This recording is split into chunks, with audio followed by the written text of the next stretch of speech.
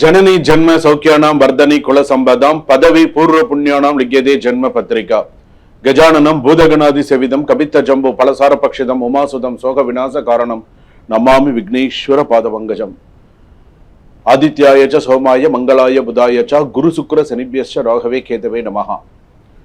உலகெங்கும் வாழக்கூடிய next gen நேயர்கள் அனைவருக்கும் வணக்கம்.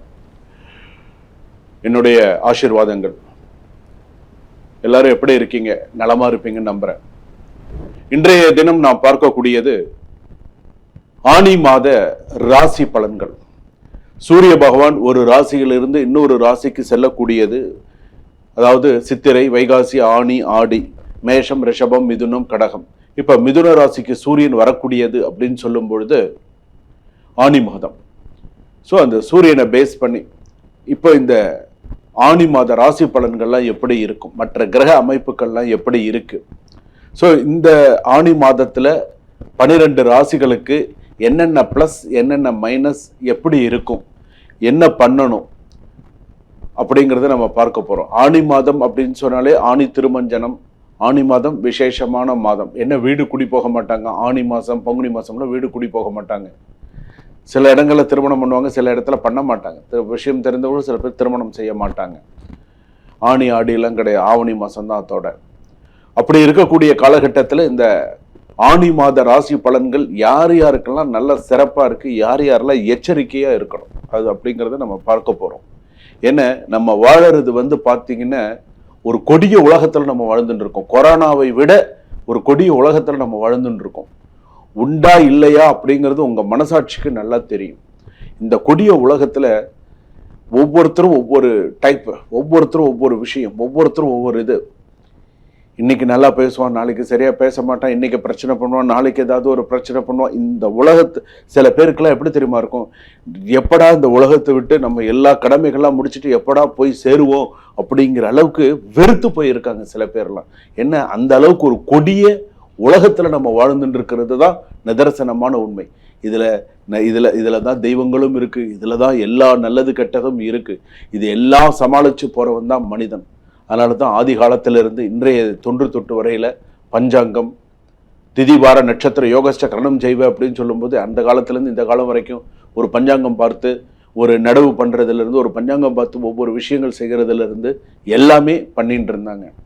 அப்ப இந்த தமிழ் மாத ஆணி மாத பலன்கள் அப்படின்னு சொல்லும்போது இந்த 12 ராசி, மேஷ ராசியிலிருந்து மீன ராசி வரைக்கும் எப்படி இருக்கும், என்னென்னலாம் செய்தால் நம்ம வாழ்க்கைக்கு சிறப்பு அப்படிங்கிறத நம்ம பார்க்க போறோம்.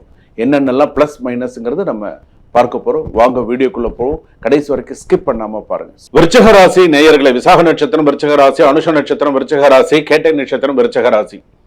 விருச்சிக ராசிக்கு எப்படி இருக்கு? பணியிடத்தில் மறைமுக எதிர்ப்புகள் உருவாகலாம். மறைமுக எதிர்ப்புகள் டைரக்டா இருக்காது, இன்டைரக்டா சில எதிர்ப்புகள் இருக்கு. அவன் ரொம்ப மோசமா பண்ணிட்டு இருக்கான், என்னன்னு கொஞ்சம் வாட்ச் பண்றா. மறைமுக எதிர்ப்பு, அவனை ஏதாவது ப்ரமோட் பண்றதுக்கு பாடுறா அப்படின்ற அளவுக்கு இருக்கும். ஸோ சில விஷயங்கள் கவனமா இருங்க. உங்கள் திறமையை சிலர் குறைத்து மதிப்பிட முயற்சிக்கலாம். உங்களுக்கான திறமை உங்களுக்கு தெரியும், அதை மற்றவங்க குறைச்சு மதிப்பிடக்கூடாது. அது நடக்கும், கவனமா இருங்க. ஆவணங்கள் மற்றும் மின்னஞ்சல் ஒப்பந்தங்களில் கூடுதல் கவனம் தேவை. சிலருக்கு வேலை அல்லது துறை மாற்றம் ஏற்படும். அதே போல சில பேர் பாத்தீங்க அப்படின்னு சொன்னா என்ன பண்ணுவாங்கன்னா, மிக குறைந்த சதவீனருக்கு மட்டும் ராஜினாமா அல்லது வேலை இழப்பு போன்ற சூழ்நிலை உருவாகலாம். அவசர முடிவுகளை தவிர்க்கவும். கோபத்துல நான் ராஜினாமா பண்ணிட்டு போறேன் சார், எனக்கு வேண்டாம் சார் அப்படின்னு சொல்லக்கூடிய சில ராசிகள் உண்டு. விசாக நட்சத்திரம் விருச்சிக ராசி, அனுஷ நட்சத்திரம் விருச்சிக ராசி எல்லாம் சார் நான் ராஜினாமா பண்ணிட்டு போறேன் சார், எனக்கு வேண்டாம் சார், நான் இவ்வளவு நாள் இது பண்ணினது போதும். சில சதவீதத்தினர் மட்டும்தான் அந்த மாதிரி. ஸோ அந்த மாதிரியான வாய்ப்புகள் வரும். இவங்க கூட நம்ம கஷ்டப்பட்டு இருக்கிறத விட நம்ம இந்த ஏற்கனவே நான் ஒரு கதை சொல்லியிருக்கேன். அந்த மாதிரி வேலை செய்கிற இடத்துல மட்டும் ரொம்ப கொஞ்சம், ஏன்னா அவங்கவுங்களுக்கு அந்த கமிட்மெண்ட்ஸ் எவ்வளோன்னு தெரியும், அதுக்கு தகுந்த மாதிரி வேலை செய்யணும். வியாபாரத்தில் ரொம்ப கொஞ்சம் கரெக்டாக இருக்கு. கூட்டாளிகளுடன் வெளிப்படையான கணக்கு பரிமாற்றம் இருக்கணும். கட்டுமானம், பாதுகாப்பு, மருத்துவம், தொழில்நுட்பம் சார்ந்த துறைகளில் அதிக முன்னேற்றம் ஏற்படும். புதிய முதலீடுகள் ஆராய்ந்து செய்யுங்க. செய்யலாமா வேண்டாமா யோசிச்சு செய்யுங்க. வருமானம் இருந்தாலும் எதிர்பாராத செலவுகள் அதிகரிக்கும். பழைய கடன் அல்லது நிதிச்சுமை குறைய வாய்ப்பு உண்டு. பெரிய தொகை முதலீடு செய்யும் முன் 1000 தடவை யோசிக்கவும். ஜூன் இறுதி முதல் ஜூன் முதல் வாரம் வரை தேவையற்ற செலவுகளை கட்டுப்படுத்துங்கள். ஸோ சில விஷயங்கள்லாம் கொஞ்சம் குடும்பத்தில் இருந்த சிறு கருத்து வேறுபாடுகள் தோன்றலாம். விருச்சிக ராசி பொறுத்தளவுக்கு சிறு சிறு கருத்து வேறுபாடுகள் தோன்றி மறையும். ஸோ கவனமா இருங்க. குடும்பத்தில் முக்கிய முடிவு எடுக்கப்படும். பொறுமையாக பேசலாம், பிரச்சனைகள் தீர்வு காணும். நீ பொறுமை இல்லாம நீ பேசணும்னு சொன்னா சண்டை தான் வரும். பொறுமையா பேசி எடுத்து புரிய வச்சு அப்படின்னு சொன்னா சண்டைகள் குறையும். அதே போல திருமண பேச்சுவார்த்தை மெதுவாக இருக்கு. திருமண மாணவர்களுக்கெல்லாம் சிறப்பாக இருக்கக்கூடிய சூழ்நிலைகள்லாம் உண்டு. அதே போல கவனம் சிதறாமல் மாணவர்கள் படித்தால் சிறப்பு. நண்பர்கள் மூலம் நேர விரயம் ஏற்படலாம். தேவையில்லாம ஃப்ரெண்ட்ஸுங்களோட சுத்துறதெல்லாம் கொஞ்சம் அவாய்ட் பண்ணிட்டு படிக்கிறதுக்கான வாய்ப்புகளை பாருங்க. சகோதரர்களுடன் பணம் அல்லது சொத்து தொடர்பான கருத்து வேறுபாடுகள் வரலாம். சகோதரன் சகோதரிக்குள்ள சொத்து தொடர்பான பிரச்சனைகள் வரலாம். சகோதரன் சகோதரிக்குள்ள பண பிரச்சனை, சண்டை பிரச்சனை வரலாம். ஸோ கவனமா இருக்கணும். அது முக்கியமா சொத்து தொடர்பான பிரச்சனைகள் வரலாம். உறவினர்களுடன் கூறும் வார்த்தைகளில் கவனம் தேவை. பழைய உறவு மீண்டும் வரலாம். ஒரு பழைய ஏதாவது ஒரு சண்டை அந்த சண்டை மூலமா ஏதாவது ஒரு புதிய உறவு அந்த உறவு மூலமா ஒரு பிரச்சனை வரும். கவனமா இருங்க. நீதிமன்ற வழக்குகள்லாம் கொஞ்சம் கவனமா இருக்கணும். பழைய வழக்குகள் நகரத் தொடங்கும். வழக்கறிஞர் ஆலோசனையின்றி முக்கிய ஆவணங்களுக்கு கையெழுத்திட வேண்டாம். உங்க அட்வொகேட் என்ன சொல்றாங்களோ அதுபடி கேட்டு செய்யுங்க. நீங்களா ஒரு விஷயம் போய் பண்ணிடாதீங்க, பின்னாடி பிரச்சனையில மாட்டிக்காதீங்க. அதுக்கு தான் அட்வொகேட்ஸ் இருக்காங்க, லாயர்ஸ் இருக்காங்க. ஸோ கேட்டு செய்யுங்க. ரெண்டாவது, அரசியலில் இருப்பவர்களுக்கு விமர்சனங்களும் ஆதரவுகளும் ஒன்றாக வரும். அரசியலில் இருப்பவர்களுக்கு விமர்சனங்களும் ஆதரவுகளும் ஒன்றாக வரும் அப்படின்னு சொன்னாலே நீங்க புரிஞ்சுக்கணும். சினிமா மற்றும் மீடியா துறையினருக்கு புதிய வாய்ப்புகள் உண்டு. சமூக ஊடகங்களில் கருத்து பதிவிடும் போது கவனம் தேவை.